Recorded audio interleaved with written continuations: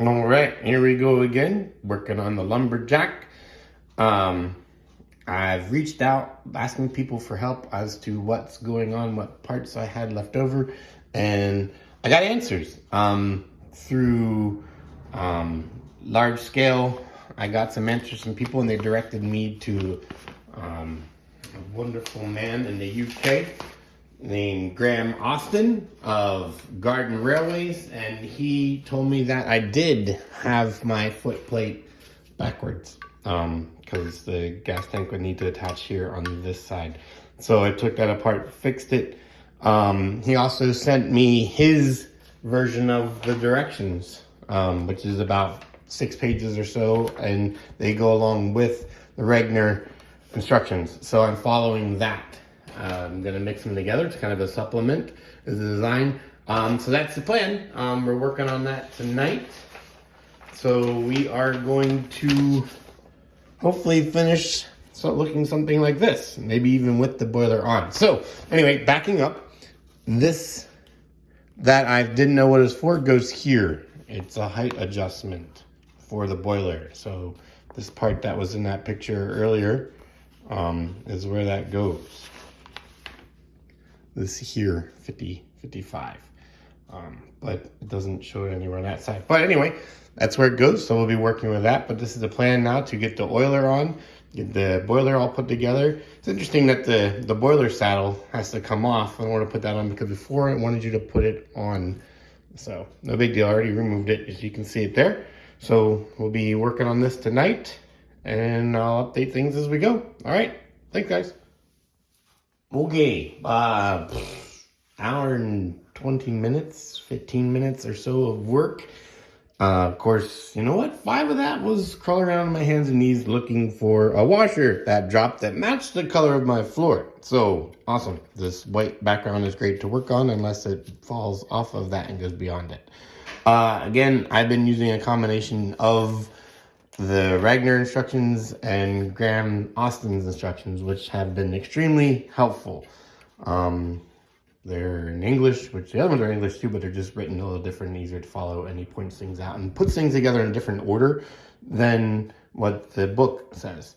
So here's where we're at. Boiler's on, oiler is on, safety valve was not on. It wasn't even mentioned in the assembly instructions, but it was in Graham's. I didn't know what I was looking for, but it's in this little bag like this is what the safety valve was in. It was the only thing that fit, and you know, I saw the 3 bar, assuming that was the pressure.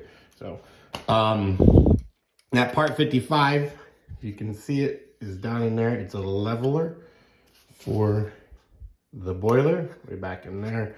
It actually threads through to the bottom here to keep it level enough, I guess.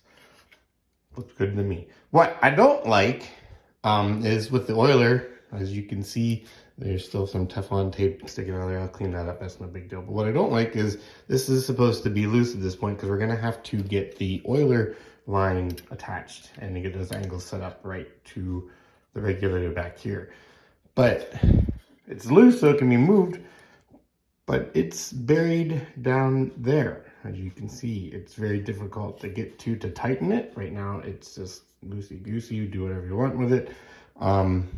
The other side's not any better at all, as you can see there in the inside here with my screwdriver's fat fingers in the way.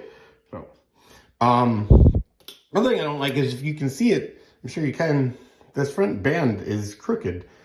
But it needs to be this far forward so that it's not in the way of the steam valve up front. You can see that there, up here, underneath, it sets right in here. It's the only spot that it'll fit. But you need to push it forward of these dots. Okay, fine. But then it hits here on the welds for the smokestack. So it's not going to sit nice, whether it's on an angle or whether it goes over top of it. It's not gonna look nice. So it's just, I mean, it's snug, it's not going anywhere, but that's just, I don't know what I want to do with that. Maybe I can modify, put some cladding on it or something. But that's, you know, whenever I figure out how to make this thing go first, then we'll get to that point. Oiler's on, as you can see, cap here, needle valve for it is in place. have the steam line coming through the back, already hooked in the regular, went on just fine, no big deal, and then it comes through.